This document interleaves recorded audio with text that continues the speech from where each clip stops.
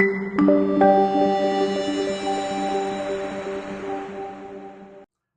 lads, hope you're well. For those of you who don't know me, my name is Alan Mahony, and I've been a PT for nearly 12 years now. And more recently, I've been really kind of focusing on men, and men particularly in their 30s, mainly because, well, that's me. I'm a man, I'm in my 30s, and what I really kind of started focusing on this group particularly because anything that I've kind of found online, like just in general content and on social media and on other popular websites, there was nothing really relevant to lads that are in our positions who would be very busy with work, who might have a young family, have a lot of responsibilities, but also want to stay in shape, keep fit, keep healthy, but not train like we did when we were in our 20s, when we used to just be able to like smash ourselves and look fucking really lean, really fit, really easily. But things kind of change, and our bodies start to slow down. We've more aches and pains, and all these things. So that is kind of the main reason. Well, certainly with me and maybe with you as well. So the main reason why I started to kind of create more content for you specifically is to kind of address some of these ailments and how I've changed my training with myself over the years as my body has grown, developed, and got injured, and how my lifestyle has changed. And so it's been great. I absolutely love it. And the reason why I'm putting this presentation, stroke, webinar, whatever you want to call it, together. So today, I wanted to do it because a piece of research came out recently that has kind of confirmed something that I've suspected a long time for myself, that I've done to myself over the years, and that I've done for clients as well. And although we don't, and I will go into that, and although it's a pretty recent piece of research, it doesn't understand fully yet the underlying mechanisms as to why. Now, I do have my own thoughts on that, although they're just my thoughts right now. However, something that I've been thinking and doing for a long time, getting amazing results with my clients and myself, is coming to light in research, which is great. I'm really excited, and I just wanted to kind of go through this with you today to break it down, to make it as simple as possible, not overcomplicate it, and give you some real practical things to do right now that will literally, you can start losing weight tomorrow morning. It's that simple. So it's not a supplement, it's not a bloody secret herb from out in the rainforest or anything like that. It's a lot of common sense. It is about hard work, there's no doubt about it, but it's going to be much easier work and much quicker work if you follow everything that I go through here, okay? Now, make sure you stay to the end, because towards the last 5 minutes of this video, there should be a button down below underneath, and that will allow you to download an Excel sheet for everything I'm going to go through here today. I don't want to give it to you now, because if you just downloaded the Excel sheet and not watch this video, it's a little bit complicated and it'll probably confuse you more than anything. So I wanted to go through everything here first and then give you the Excel sheet so you can watch the video back afterwards to clarify anything or to tidy up anything or make sense of anything that you may not have, or you may have missed during the video. Okay? So what I've done to myself and to clients over the years is a more intense form of dieting. Now, for the longest time, and everyone is saying this, and I never fully believed it, people were saying you should lose weight slow and steady.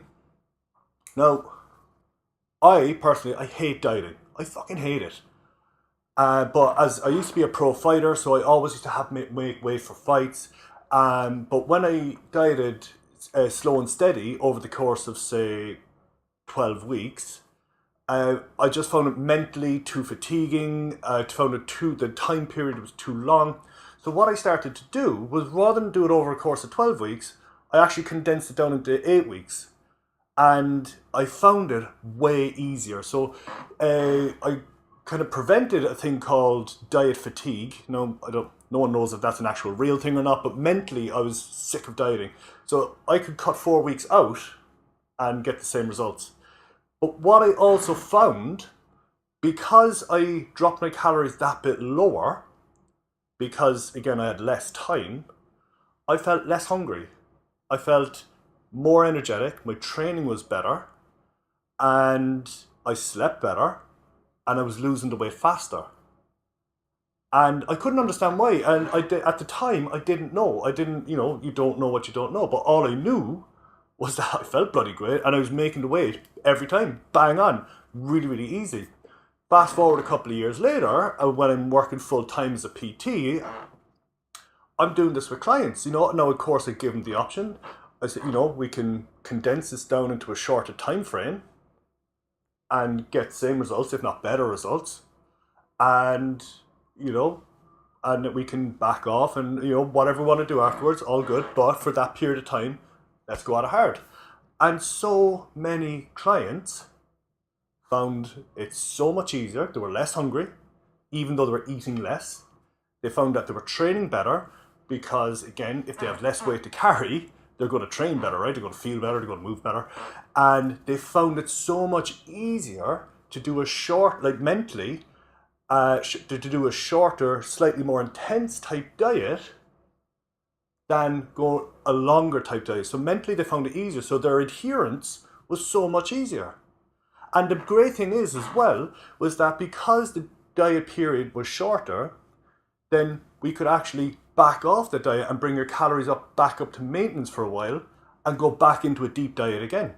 So we were winning. The results were great, and it's been something I've been doing over the years. And like I said, it's brilliant that this research has now actually supported this. And now we don't understand fully why we feel less hungry. Now, my thoughts on that, and again, these are just my thoughts, are that because when we have less food coming in, less calories coming into our systems, all our hormones and everything like that get down-regulated. So our hunger hormone and our hormone to tell us when we're full, so our leptin and our ghrelin hormone, they become down-regulated.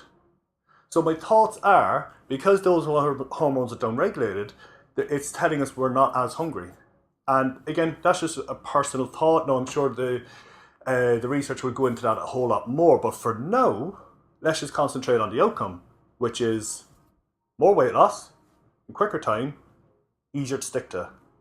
Sounds like a win. So that's what I want to go through today. That's what I want to talk about. And I'm going to go through absolutely everything here, exactly how I do it for myself, how I do it for my clients. And like I said, then to give you an Excel sheet so that you can pop the correct numbers in to create the right type of formula, and then off you go then after that. Okay? So when we talk about calories, calories are just energy. Okay? It's that simple. Anything we eat, anything we drink has a calorie content. So when you ever see things like fat-burning foods and this, that, and fat-burning supplements and this and that and the other, there's no such thing. All right? It's calories in versus calories out. A very oversimplified version, but that is the core thing. So what we need to do first is to calculate our maintenance calories, okay? Now, there's a couple of things that go into that. So our maintenance calories is the amount of calories we will eat on a daily basis that will keep us the exact same weight. And including in that will be our BMR, which stands for basal metabolic rate. So our BMR is the amount of calories we would burn if we were to lie in our bed all day long and do nothing. All those calories are used for our bodily processes, for our heart to beat, our brain to think, our lungs to contract, all these things, okay? And that takes up the majority of our daily calorie intake. And our daily calorie intake, so our 100% of our calorie intake, is called TDEE, so that's total daily energy intake. And there's a few subsections of that. So the main one, roughly about 50 to 60% of our TDEE is made up from our basal metabolic rate, okay? Then after that, we have NEAT, so NEAT.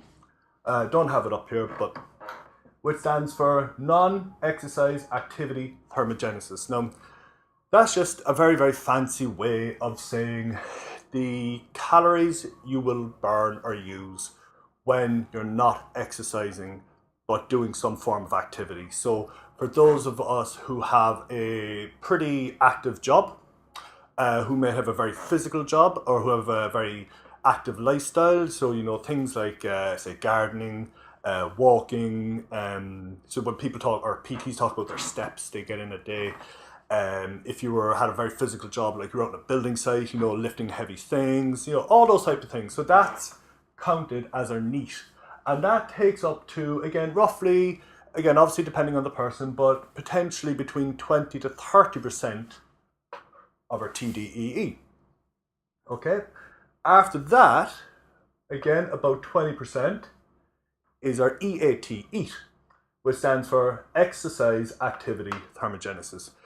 That is the amount of calories you would burn from exercise. Now, if you don't exercise, then obviously that's not going to be in there, and that 100% number will actually be lower. But for those of us who do, we have to include it. Or if you plan on starting exercise, then you also include it. And that stands for Exercise Activity Thermogenesis, like I just said, and that is the amount of calories you burn from your prescribed training. As you can probably see, your NEAT heavily outweighs your EAT. And that's a big thing when it comes to the calculations, okay? So just to bear that in mind, again, for those of you who have a sedentary job, your EAT or your NEAT will be much, much shorter, but you can also do things to increase that. Then up the very, very top, you have TEF, and that stands for the thermic effect of food. Now, this is something that's not spoken about a lot, but is very important. So the thermic effect of food is quite simply the amount of calories needed in the digestion of food. So again, so every food has three main macronutrients, so protein, carbs, and fats. And there's, for every, again, and these are rough numbers, you don't have to overthink this part, around 20 to 30% of the amount of protein you take, or you eat or drink, is actually used in the digestion of it. So we're only getting 70% or 70 to 80% of the protein into the muscles, because a lot of it is being used up in the digestion of it. So protein is a very, very high TEF.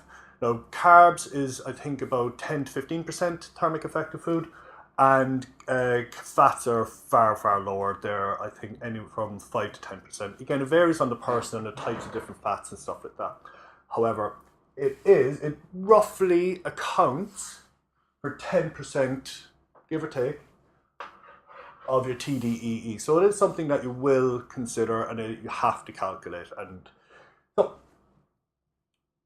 these are all the things that we will work out to figure out and calculate our maintenance calories. So don't worry about doing it along. You can do it along as we go through this, but like I said, if you wait till the end, you can actually download the Excel sheet and just pop the numbers in yourself, and it'll calculate it straight off the bat. Okay.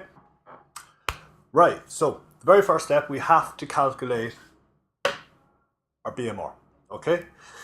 Now, there's lots and lots of different ways, and it's lots of other varying factors. So there's some ways you could do it you'd have to take your body fat percentage and then subtract that from your lean body mass, and not everyone, that's a very inaccurate way in itself, but however, so if you look it up, there will be hundreds and hundreds of different ways. But the Harris-Benedict equation, being reviewed, I think it was originated in the early 1900s, but has been reviewed throughout the years. And I think the latest review was done by Miffin back in 1990.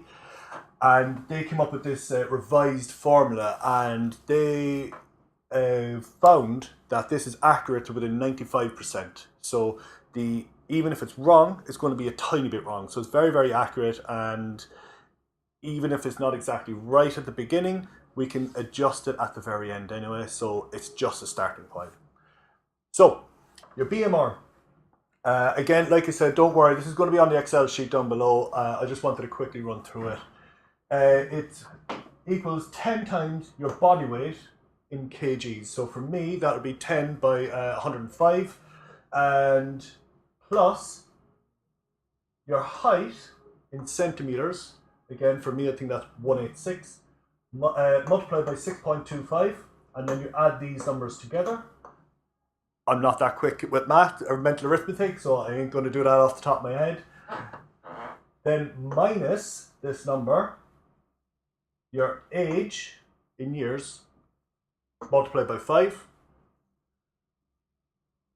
minus that from this number up here, plus 5.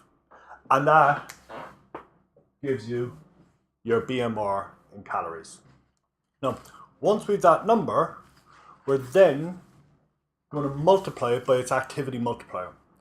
And that's going to consider your NEAT, your EAT, and your thermic effective food. So we're going to basically add these to this to get our TDEE. Okay. Now, this is on a scale from 1.1 all the way up to 2.2. 1.1 being a very, very sedentary person who has a very, very sedentary job and who doesn't really exercise. Okay. 2.2 would mean someone who is very active, trains hard, very active job, right up on the other end of the scale. They would need a huge amount of calories, or even professional athletes would be up that end. For most people, if they had a structured training plan and the guidelines you'd set out within your EAT and your NEAT, 1.5 is a good starting point. So for me, myself, just to give you a bit of context, I make sure I get 12,000 steps in per day. I would train intensely 4 to 5 days a week, and I have one low intensity day on a Saturday morning. So 1.5 is a good number for me. I usually go between 1.2 and 1.5 for most of my clients, depending on the amount of exercise they get in or able to realistically get in. So again, in between these numbers is pretty good. It's pretty accurate. So I get my BMR, whatever that is, I multiply it by 1.25, I multiply it by 1.5, and then you get your TDEE. All right? Right, so next. Now that I've made TDEE, what we need to do is create a calorie deficit so that we start losing fat, okay? So again, we'll just use my numbers, just because I've done this before, I can do it off the top of my head. But again, all this will be in the Excel sheet below, so wait till that pops up and then you can use that yourself, okay? So, what you also must need to know, all right? A lot of people don't know is that 1 pound of fat is roughly 3,500 calories. So by knowing that, we can actually predict the amount of fat loss we can have over a period of time, okay? So for me, if I wanted to do it slow, which I don't, but again, I just want to give you a bit of context. So I know that as it works out, 3,500 calories is my TDEE, okay? Based on my age, my height, on everything that we went through. So if I created a small deficit of 500 calories per day, so my baseline, my TDEE is here. I eat 3,000 calories a day on Monday, Tuesday, Wednesday, Thursday, Friday, Saturday, Sunday. Over the course of a week, how many calories have I lost? I have lost, again, 3,500. 1 pound of fat. Now, that might not seem a lot, but I can do it consistently. I can do it relatively easy. But me personally, like most people, a lot of people can, sorry, I should say that. Me personally, yeah, I can do that easily for a short period of time. For a long period of time, I can't. For 12 weeks, I get bored. I get sick and tired after about week 6. So, Because we now know that 3,500 calories is 1 pound of fat, what we can now do is create a bigger calorie deficit. So option 2, and this is what I take for myself and what I do for others. I now create a bigger calorie deficit of 2,500. Now that is a deficit per day of 1,000 calories. Now that is a lot. For some people, that's a whole day's eating. But like I said earlier on, I found it myself, I found it my clients, and now the research is starting to back me up, is that the bigger deficit isn't actually that bad. It's actually easier. And again, we don't fully understand why, but certainly for me mentally and all the physical side of things was absolutely great. So I've created 1,000 calories deficit per day.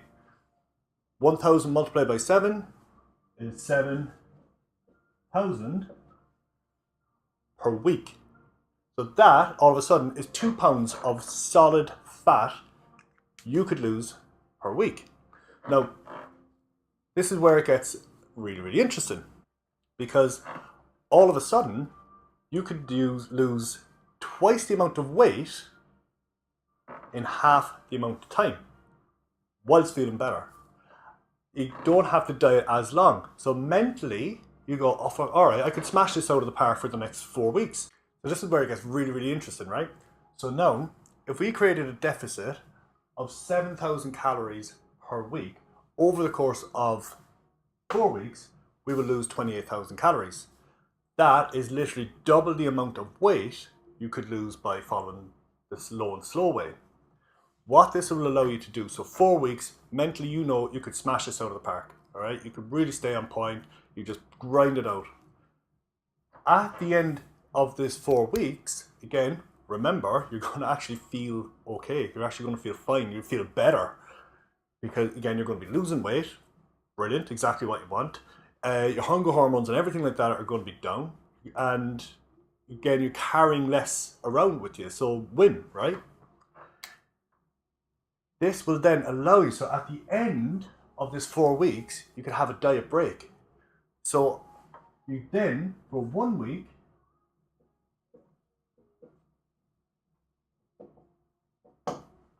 go back up to your maintenance calories. So it's also, you might have heard the term reverse dieting. Again, something that I've always been a huge fan of. However, standard school of thought for reverse dieting is that off the back of a period of intense dieting, you should slowly increase your calories back up. I don't ever really see the point in that, because if you can go directly back up to your maintenance calories, you're not going to gain weight. You're just at maintenance, right? It makes sense. So anyway, after this 4 weeks, okay, you can then use this formula to recalculate your TDEE and go back up to maintenance for 1 week. So you give yourself a break. You give yourself mentally a break from dieting. You can have a bit more flexibility in your food, and again, you've lost all the weight and you're not going to gain any. You can then go back into another 4-week cycle if you wanted to, or if you're happy with what you've achieved in the first 4 weeks, brilliant. But if you'd more to lose or wanted to lose more, go back into a 4-week cycle where you double the amount of fat loss in half the amount of time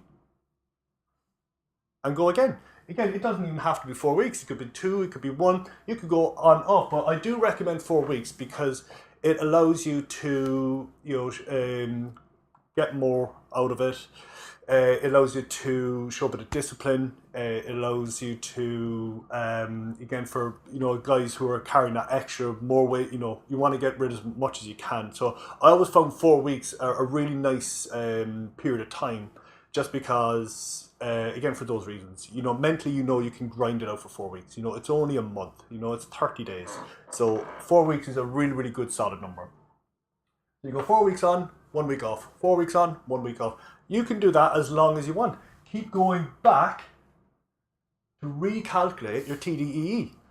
Use that, create that deficit of 1,000 calories, and back around again. It's It's something I have been doing for myself for a long, long time. It has allowed me to get single digit body fat, lean. I mean, like I said, I used to be a fighter, so I had to make weight. And I found it so much easier and so better. With my clients, I it's just, they find it an absolute godsend. It's the kind of carrot at the end of the stick, if you know what I mean. So, you know, by the time, you know, they get into the beginning of the fourth week, they're like, oh, right, come on. They know in 7 days' time they have this break coming up. So for adherence sake, it's very, very easy to stick to. It's much easier rather than prolonging this to make this half and make this double to get the same amount. It makes no sense whatsoever. So hopefully now this will make a bit more sense. You can see why I didn't want to give the Excel sheet too early. It is a little bit complex. It is a little bit confusing, can be. So if you scroll down now, you should be able to download the Excel sheet that allow you to calculate these numbers. Now, I also want to let you know, lads, that I will be opening up my doors to my next 30-day challenge, which is exactly 4 weeks.